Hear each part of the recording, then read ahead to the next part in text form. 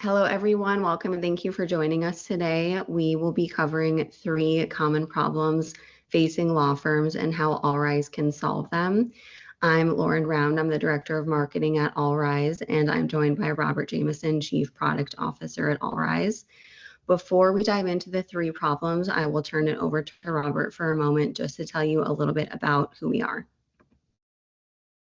Yeah, thank you, Lauren. So AllRize is a practice management software built on top of Microsoft Dynamics. So we take all the good stuff that's in Microsoft Dynamics, but we also put that legal spin on top of it. So everything has been tailored and customized for the legal industry, presented in a way that's going to reflect well for you and for your staff. And it's going to combine all the different modules within the Microsoft Dynamics platform. So we cover end-to-end processes all the way from marketing to intake and CRM to matter management and document management. And then we also have accounting and compliance stuff that we'll talk about in some of our examples today. Great, Robert. Thank you. So let's dive in. Robert and I are in the law firm operations space. We work with law firms every day to solve problems. That's what we do. We work with attorneys across the spectrum, firms that are just starting out. We also work with well-established big law firms with large staffs, and even the big firms still have their fair share of problems. You know, they're trying to figure out how to make their processes more efficient, how to standardize operations. The smaller firms are trying to figure out how to scale, how to onboard effectively, and working across different practice areas and different size organizations, we tend to see a lot of the same problems come up again and again. And unfortunately, law school didn't teach us how to solve any of these problems, but that's why we're here to help. And so we don't have time to cover all of the pain points you see on the slide today, but we have picked 3 that we really see a lot of the time that are common among firms of all different sizes. So we're going to go through those and talk a little bit about how we can help solve those problems. The first problem we see a lot of is an archaic client intake process. So all attorneys here know that when your phone rings or when a potential client sends an email or fills out a contact form, that initial contact is so important. It is really sometimes your only chance to make that first impression.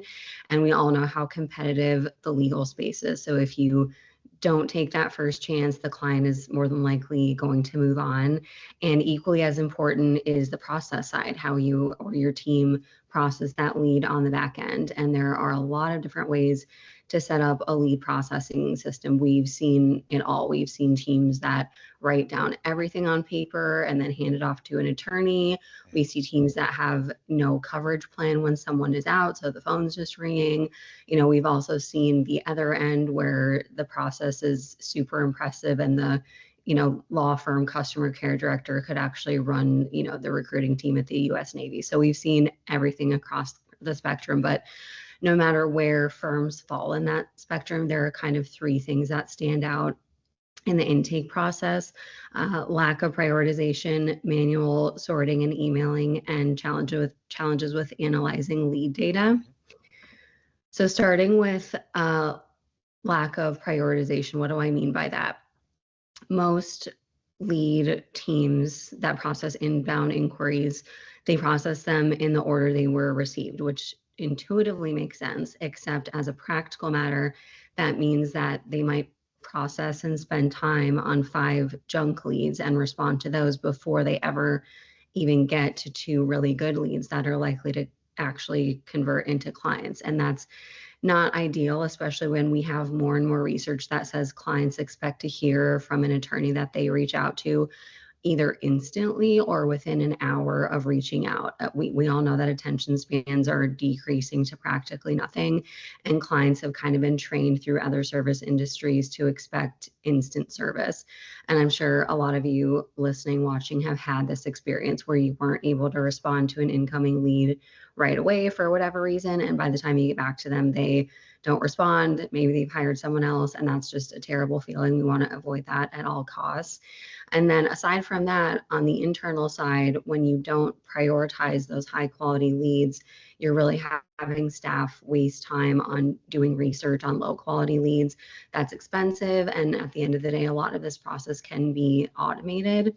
So to solve this problem, to get to the solution, we've developed a lead scoring system that can help you automatically sort through those leads, filter out the low quality ones, and then that enables you or your staff to respond to the high quality leads first and really quickly.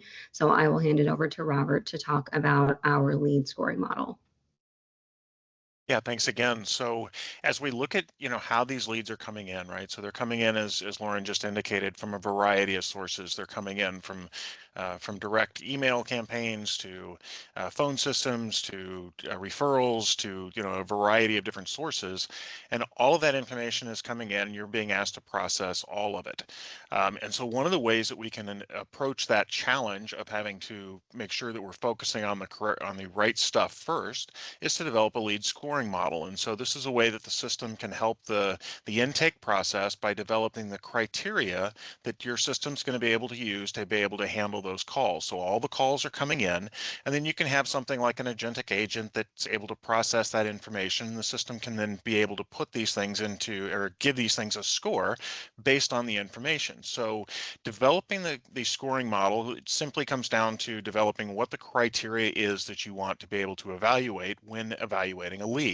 So I've given some examples, and these aren't the only ways that you can do it. You're free to customize this as you would see fit based on your specific facts and circumstances and needs. But some general categories that we've seen and that are valuable to our clients, things like understanding the practice area, right? Is this an area that I'm really well adept at? Or is this something that maybe be a fringe area? Maybe it's a situation where it's a divorce case, but one of the parties is an international person. And so maybe there's some complexity there that makes me a little less comfortable taking that case than I would a standard case. Similarly, the firm resources. If the system is tied in with with all of your tracking of your resources and how much time is available and how much time they're spending on their existing cases, like within AllRize, then I can also say, are the resources available?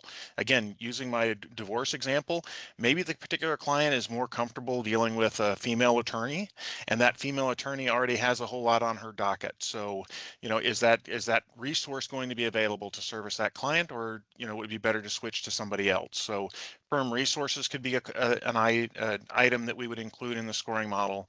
Causality, is there enough information in the case? Does it look like all the facts and circumstances are there? Huge difference between somebody that calls in and says, I got bit by a dog, but I don't know where, and I don't know where the dog is, versus I was bit by a dog in a dog park and we exchanged information. Right, those are two different potential scorings that you could apply. The estimated settlement could factor into it. Is this a high valued case that I want to make sure I jump on immediately, as well as the estimated success, right? So how likely is it that we're going to be able to win this? Have we done this before? Does the model be able to look back through historical cases and say, yeah, this is something that we know how to do and we've had good success in this area? So just throwing out these as examples, but the system can then help to create that scoring model to say, here's the criteria that we're going to use. And then Lauren, if we can go to the next screen, we'll look at an example in practice. Perfect. So then, you have the visuals that come behind that. So here's all the data coming in, the intake process. Each of those intake items has a score associated with it, and then I can be able to leverage and take action on it, right? And I can have the dashboards and the representations to be able to show me what's coming in and what the average score was for these items, and I can do it based on different practice areas.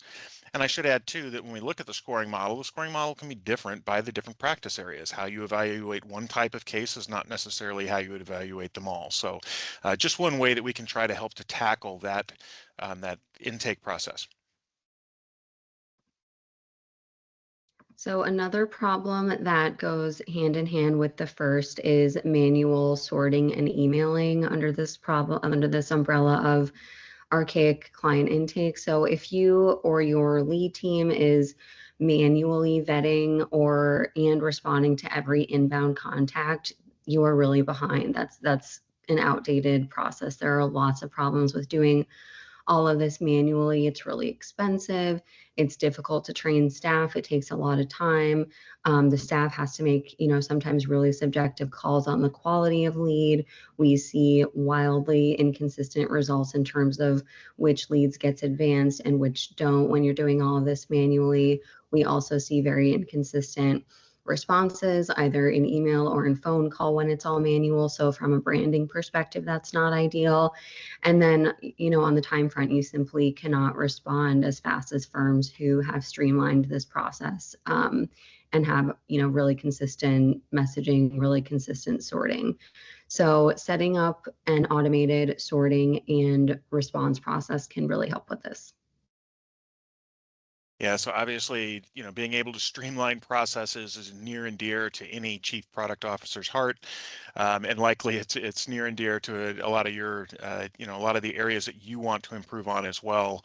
And so as we look at, automating the response process, this is something that I feel passionate about and I love, is being able to take that intake process and be able to have the model help to push those into the appropriate section. So the top section on the screen here that we see grouped into these different categories. The first category are things that I need to take action on immediately. And depending on your level of automation, you may decide just to go ahead and create a matter and begin working on that particular case.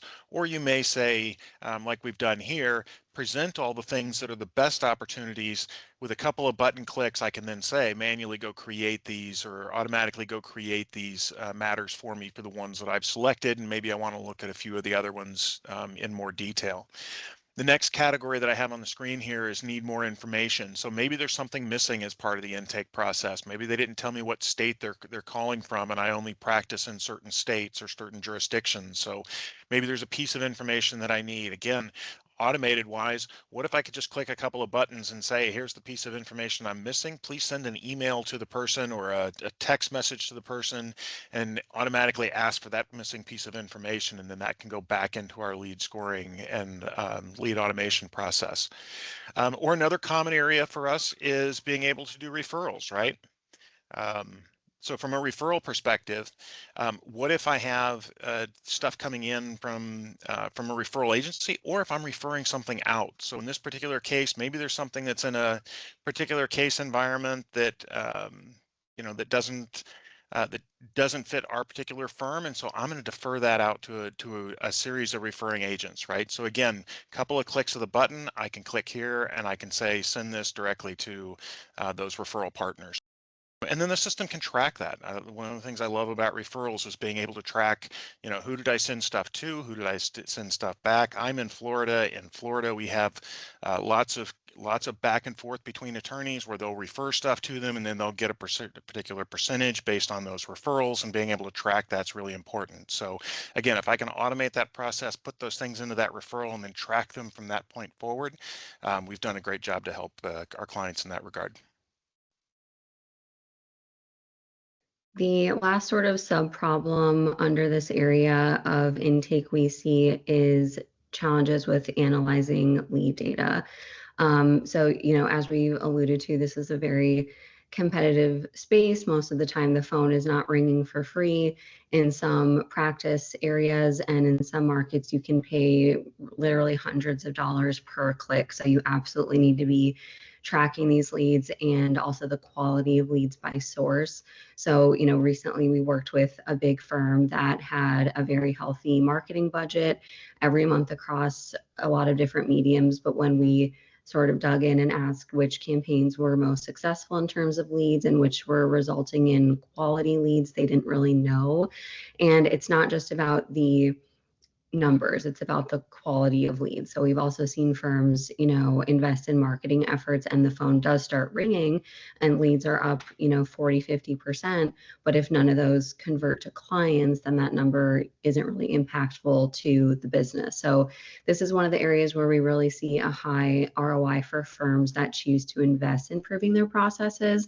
And we've developed a lead tracking system that can help you solve this problem. Yeah, obviously data is extremely important to any business and especially for legal businesses. Being able to identify where stuff came from, being able to break it out by the type of information, whether it was a particular campaign, even breaking it down to, by the campaign, being able to say that, hey, I've got billboards that are all across the cities. Which ones are actually the ones that are generating the calls, right? Or what type of practice area is on the rise, and which type of practice area might be in a decline state, and should I be shifting any of my resources from one place to another? So, obviously having the information is what allows us as professionals to be able to make those kinds of decisions. So having things at your fingertips. In this case, we present a dashboard customized to the needs of whatever KPIs you want to have on it. But within the system, being able to track things like your close rate, right? How am I doing on my intake process? Again, some practice areas are going to have a higher close rate than others. Some of them you're going to have to work harder at, and that's okay. But understanding what those metrics are is the important part, and how am I doing compared to my competitors, and how am I doing based on my budget goals. Also things like case type and subtype, right? So being able to track and be able to understand where my business is generating, where my leads are coming from. I talked about that. Being able to look at things like velocity, right? So where's, am I on an uptick, or am I on a downtick? And then also statistics like time on desk, right? So this begins to manage the efficiency of our people, not just where the leads come in, but also how efficient are my attorneys and paralegals and others doing at getting the information to where it needs to go. If it's sitting on if it's sitting in an opportunity stage for 2 weeks, maybe that's too long, and we got to get that down, right? So the key is having the information all in one place. A lot of law firms have a lot of technology that's all being kind of cobbled together, and then they have challenges, not because they don't have the information, but they don't have it all in one place and they can't bring it all together. So being able to put this all into our system, put it on top of Microsoft Dynamics, gives us the ability to render up all of those kinds of tracking methods that you need to be able to see to answer this challenge of client intake. So those are just a few examples of how we can help you with your intake process. There are also a lot of other things we can do. We can set up workflows, automate scripts for your team, integrate these systems with your marketing tools so we can have that tracking at your fingertips, like Robert mentioned. We also have AI agents that can automatically prompt you or your team at every step in the process. So book a demo with us and we can show you all of these features and how they can work with your current process. Moving on to problem number 2, and that is outdated document management systems. Even if you are not in a litigation-focused practice area, every attorney needs to have a robust document management system. This is important, obviously, from an organization and efficiency standpoint. We've seen firms that have not digitized at all, and they can't find documents they need because everyone randomly decided to work from home on a Wednesday, so no one was there in the office with access. We've seen teams try to create their own digital management system. That's very common, but not really know how to build in any security measures and become victims of a hack. These are all very avoidable problems. And within the document management umbrella, the most common problems or vulnerabilities we see are missing documents in version control, no standardized processes, and risky document storage. So starting with missing documents and version control, almost every single firm we work with, we see some version of the same problem. We're trying to find a document buried in an email that isn't an email, but it wasn't saved anywhere else. So you're trying to look through Outlook, sending documents back and forth with a ton of edits, people trying to edit over each other. And then there's a lot of confusion around which document is which.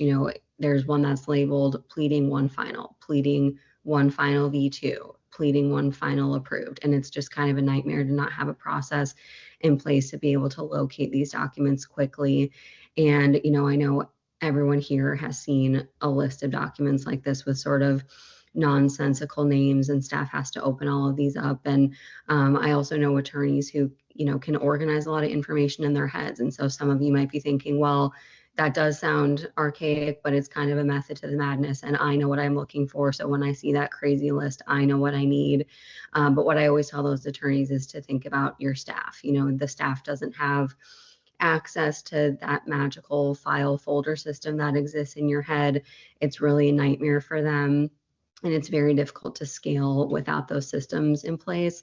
And then lastly, it's really just a hidden profit leak. There was a study by IDC that showed version control issues alone can cost as much as $3,300 per year per employee because of all the time it takes to locate the right version, organize edits, etc. And so we help firms all the time to organize all of that. And one of the main features that we use to do that is AI agents. Yeah, so as we get into AI agents, and before we go there, let me just double down on what you just said, Lauren, which was, you know, when we have stuff that's based on stuff residing on a network drive or on my personal drive, you know, it just makes a real challenge for everybody else to share it. So first of all, getting that onto the cloud and getting it into some place that everybody can access it is paramount. So for us, having AllRize sitting on top of Microsoft SharePoint gives us a lot of native capabilities and features, but I'm going to talk just for a minute on some additional capabilities that we've added in. Things like using Copilot and using other AI agents to be able to access and communicate directly with your documents. So here we have an example within AllRize, looking at the SharePoint folder. You have all the native SharePoint capabilities, but I'm going to talk to these documents with native natural language. So let's set up the scenario and just say that, hey, I need to have a phone conversation back to this particular party that I'm managing a case for, and as I do that, I know that I need to talk to her about her MRI results, but I don't remember what those were, right? So I can take literally just 1 minute and say, did the MRI results show that she had an injury, right? And now the Copilot can go into my entire document folder, right? This folder could have hundreds of documents in it. This folder could have documents with hundreds of pages in it, and it can go cull all of that and bring back the results for this particular MRI discussion that I'm having for. And here it does. It brings back a result. It summarizes that information and says, yeah, in fact, here's the details of that. So now I can have that intelligent conversation with my client and be able to say, you know, yeah, you know, how did it go? Where are we at? What's the next step? Here's what I'm advising you to do next, right? I can have that conversation because I've got the information ready and available, and I didn't have to spend 15, 20 minutes going and searching for the document that I wanted to look at. Now, the other thing that I like about this is it not only does that, but it also shows me the document that it found. So I love the fact that, you know, as part of this communication, I can get the source document and I can go look at it in greater detail. So it did a great job of summarizing it, but maybe there's something else. Maybe there's a follow-up question, and I can either ask that follow-up question through Copilot, or I can jump directly into the document and I can go look for the information that it provided. So again, we still like to include the human element in all of this stuff. We like to be able to kind of validate and verify the information. I strongly recommend that for anybody that's using any of these tools for actual litigation type stuff, just that trust but verify. But I love the fact that it's doing the heavy lift for me, and then it's bringing the results back into a format and showing me the document that I can go do that additional deep dive into. The other part that you mentioned was the version control side. So again, we get a lot of this just natively being on top of the Microsoft platform, but the version control is absolutely paramount, right? So being able to not have, as Lauren showed just a few minutes ago, not have 6, 7 revisions of a given document, but to have those all in a single document, and then to be able to have the full audit history of who changed what, why, and where. And also being able to put automation on top of this. So one of the things that we can do is to be able to take a document, and let's say that I had that revision, right? Now I can just click a button and I can say, go send this to review, right? So maybe it's the paralegal coming in here and drafting the initial draft, and then they're going to send that document to the attorney. The attorney's going to review it. They're going to make some edits.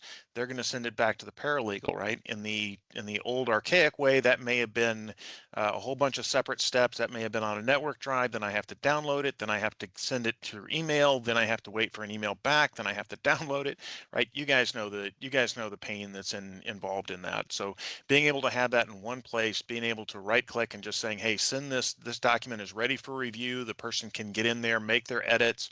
You'll see all of those edits in here. And again, using the Microsoft tools, I can just say accept or reject the edit, and I can move forward, right? So it really can help to streamline the versioning of a document and the edit back and forth. And especially, the last thing I'll mention is especially for multiple parties, right? I may not just have a conversation between a paralegal and an attorney. It might be across several different parties, right? Several different attorneys working on this. I might have my billing person working on this. I might have my accountant working on this. So again, you can imagine if I'm sending this document out to review to 5 people, I don't need 5 documents back.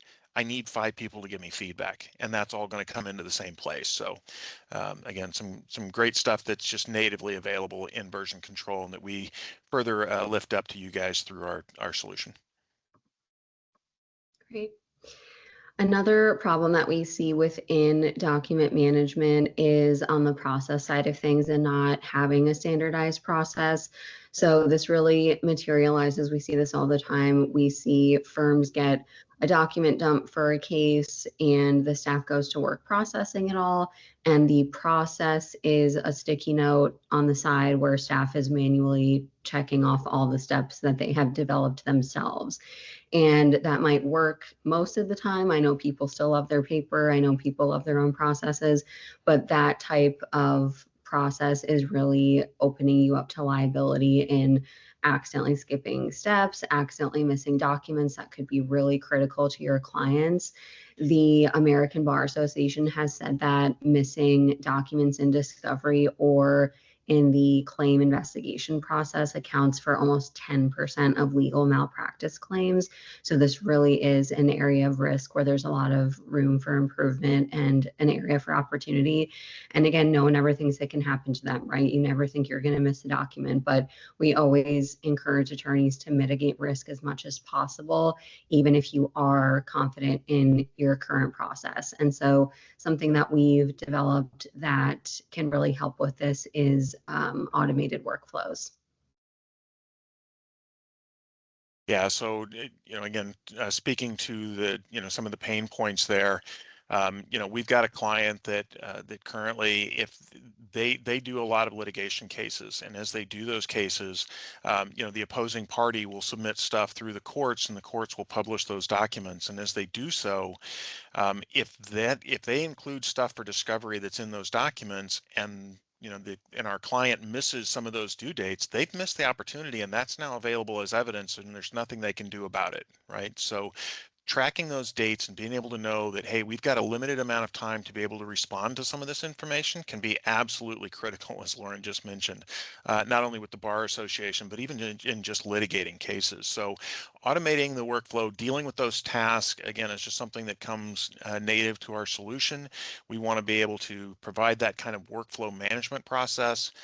So we're going to do a couple of different things here. One is task and workflows are specific to your practice area. So again, no 2 practice areas are exactly alike. The steps that I have to go through for a different matter are not the same. The steps that I go through for a lead and an opportunity are not the same as what I do for a matter. So each of those areas are customized to your actual workflow, and you can take each of those individual tasks and you can have those automatically be firing based on the step and stage of the activity that you're in. So again, as soon as I create a matter, I could have a whole series of steps that automatically get created for me to have to begin working on the matter with.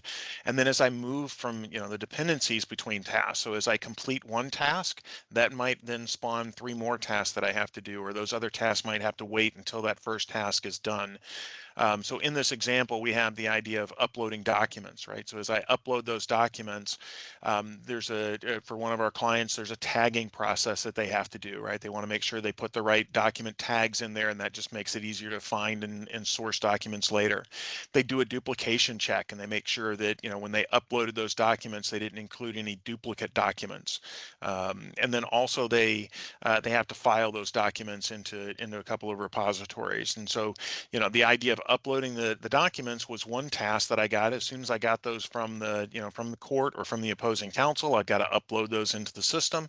But now I've got these other tasks that are dependent on that first one, which are to make sure that I've tagged them, make sure that I've checked for duplicates, and make sure that I've filed everything appropriately. So Those tasks just automatically come along with it. And all those can be date driven as well. And those dates are also dependent, right? So if I have a court date coming up and I need to make sure I'm doing certain activities, those activities are tied to that date. And let's say then that the court moves the date, right? No problem. We just update that first task that says, do this by the court date. And now all those dependent tasks reset themselves based on that original court date, or based on that new court date that was entered into the system. So it handles the dependencies and the date tracking and all that kind of stuff as well. And then lastly, it can have all these automated triggers as well. So I could say that when this task comes due, if I know I've got this court date, hey, make sure you send me a reminder the day before that here's the information that I need to have for that particular case going into litigation that day. Or when this particular activity comes, I want to send notification to all the parties that are involved in this case, right? So whatever those automations are, whether they're emails, text messages, we even have clients that do stuff more on like a summarize all this stuff every week kind of approach, but those can be automated as well. And again, workflow has to be to the benefit of the people using it, right? We don't create tasks and activities just so that we can check a box. Well, okay, my wife does, but that's because she's an OCD person. But other than that, right, we want those tasks, right? She's the one that will put a task on the work plan just so that she can check it off and say, yes, I did that, right? Even though I already did it. But for the rest of us, right, the workflow has to serve us, and we want to make sure that we're, entering the right workflow for the right practice area so that it's really aiding us and helping us to get the stuff done and making sure we're doing everything, but not getting in the way and not giving us extra to-do work where we have to check boxes just for the sake of checking boxes. And we'll work with you to customize that and make sure that that meets your needs. Another thing that comes up quite frequently when we're working on document management is risky document storage. So most firms have some mix of paper and digital documents, and even firms that are fully digitized, oftentimes they might not have any backup for the documents, or there isn't good remote access. Everyone in the firm has access to every document. There's no controls in place and no way even to control who has access. And then document retention is another big theme under this umbrella. Every state bar has rules about document retention, and you would be shocked the number of times we see firms that have absolutely no policy on document retention at all, let alone processes to implement it. So there are a lot of ethics implications there. And state bars have also been very clear that the duty of competency, which often comes up in legal malpractice claims, generally includes technological competency. So you really have to be on top of your document storage, and a great way to do this is to implement a cloud-based system. Yeah, again, we love the fact that we're sitting on top of the Microsoft Foundation, because that's going to give us a lot of that just native security that comes with being in a professional cloud system. It's going to control the majority of the information there, and it's also allows us to use their security model. So all of your Microsoft licenses, and being able to assign groups to licenses, and being able to do that sort of thing, to be able to manage who has access to documents or any part of the system, is just part and parcel to what we do. But it's really important as well, and it's as Lauren said, it can be one of those things that can sometimes be overlooked by firms, because they're busy doing other stuff, and when you have new people coming on, the tendency is just give them admin to everything, right? And that's not always the best practice. So being able to limit stuff so that my billing people see the stuff that the billing people need, my intake people see stuff that the intake people need, my attorneys see stuff that they need, and my my managing partners and those people have the kind of upper level oversight on top of everything else. So being able to kind of lock those down at the right level is critically important. Even though it's not always our favorite activity, it's critically important that we do.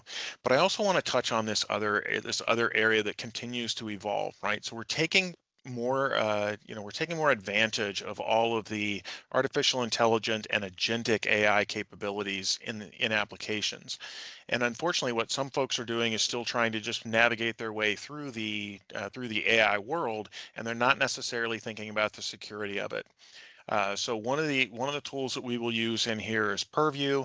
That allows us an additional layer of control on top of your data. So I gave some examples earlier about asking for MRI results and things like that in the document management, right? But that is personally identifiable information. That's medical information. That's HIPAA information, right? So that's information that really needs to be secure. And I want to make sure that when we do things and when we're training models and AI agents, we're not then exposing that information to the outside of our particular law firm. Right. And so things like Purview allow us to do that. And what you see on the screen is just being able to go into the security level and saying, hey, as we're talking about this, and I'm talking about doing AI agent training, make sure you don't include any PII and any externally available information. Right. And it's becoming more and more of a critical area to make sure, as more and more people adopt the technology, we want to make sure that, people outside of your firm are not able to access information on the web just because somebody stuck something into a data model somewhere and said, hey, please show me all of my client records and help me sort them, right? Well, you just gave that information to the internet.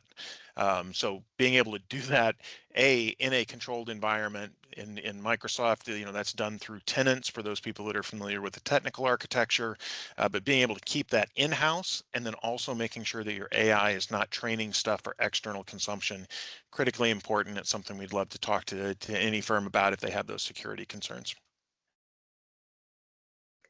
And just to close out this problem area, we rarely meet lawyers who are completely happy with their document management systems. Usually there's some hole that, needs to be filled. And so we've really tried our best to build flexibility into our system so that we can create a custom solution that can fit into your process, but also make sure that you are benefiting from efficiency gains, a lot of the security that Robert just talked about, retention requirements that we covered, all of that.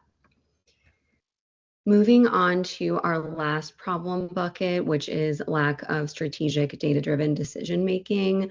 We see firms all the time, really more often than not, that are trying to grow, trying to hire, trying to market strategically, and they have to make decisions every day on all of these fronts. And a lot of times those decisions aren't really informed by data. They're sort of based on gut feelings, which again can work sometimes, but it's really hard to operate this way when you don't have the full picture on what's working and what isn't working.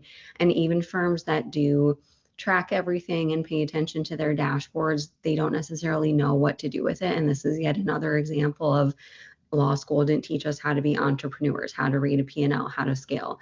And lawyers, frankly, don't have time to learn how to be good at all of those things.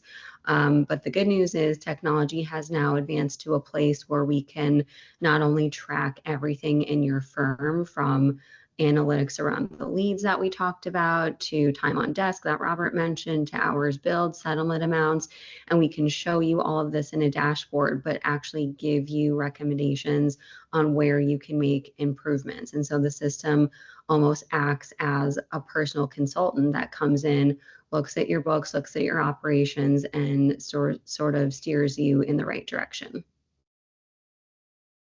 Yeah, so doubling down on what I talked about earlier, being able to have all the data in one place is paramount to being able to have an actionable set of dashboards and KPIs that I can do. So we looked at it earlier as we talked about the intake process, but obviously intake is just one part of the process.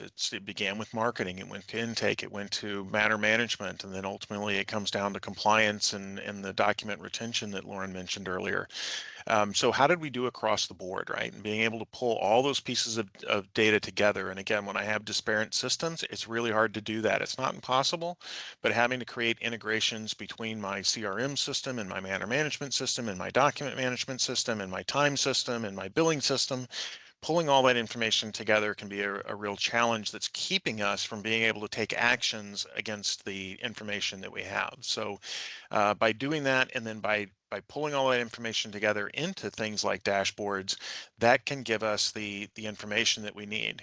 But let's take it one step further. right? What if on top of this dashboard, I put the powers of an agent on top of it? And so now not only when it comes up does it give me the data, but what if it also begins to look at that data and provide recommendations, just as it would if it was looking at a document and making suggestions for things that you might want to include in your document. So it could look at this dashboard and it could say, hey, here's the here's the current run rates for some of these activities. Maybe you need to take action on this one area because it's not performing as well as everything else, right? And so having that extra person, again, Lauren mentioned it, you don't have a lot of time to be able to focus on some of these areas like you would like to. What if the agent can be doing some of that for you and being able to prompt you in certain areas to say, the data in this particular KPI is underperforming. Maybe you need to take action here. And Lauren, if you'll go to the next page, I'll talk more in a specific example. Let's look at something like accounts receivable, right? So we know this is a pain point for a lot of law firms. You've got the bills that have been submitted to the clients. A certain number of clients are going to struggle to pay those, right? That's just the part of it that just comes with the business. But how do I know how much is sitting out there? And am I able to stay on top of it, right? So being able to have a dashboard that has the outstanding receivables on it, outstanding receivables by case type, potentially by client. Having all that information available to me and then being able to take action on it is really what's going to enable the next, arena of law firms to succeed. At a firm that I was at previously, if we had accounts receivable that sat out there for more than 180 days, they became past due, and after they got to about half a year worth of activity, then they automatically went into into an at-risk state. And when they got to 2/3 of the way through the year, they automatically got converted into bad debts, right? So we began at risk, we began writing down some of the stuff as uncollectible, and then when it got to 2/3 of the year, we had to write the entire thing off. So, managing that workflow and getting ahead of it and being able to have a reminder or a prompt that says, hey, I got to follow up with this client before it hits some of those critical dates from a billing and accounting perspective, could be a significant financial gain for the organization, as well as just keeping revenue and cash flow in check, right? So being able to, this is one, again, a pain point that a lot of law firms face is dealing with their accounts receivable. But what if I have not only the data at my fingertips, but I also have little prompts coming at me to remind me or sending a notification if an account gets into a certain state? Could be a game changer for a number of law firms, and we'd love to talk to you about it. I will close by saying that we spent, the better part of an hour today talking about just 3 of the problems that are common in law firms. And I know there are many more challenges that you all face. Robert and I have been doing this for a while, and we see new challenges come to the surface all the time. And that's why we built our system in a really flexible and configurable way so that each firm that we work with has a direct solution to their problems when they implement AllRize. So thank you for watching today or listening. Please feel free to scan this QR code. That'll take you to our scheduling page where you can book a demo with us in just a couple clicks. You can also reach out to us directly with our email here. We would love to show you live how some of these features can work for your law firm. Thank you.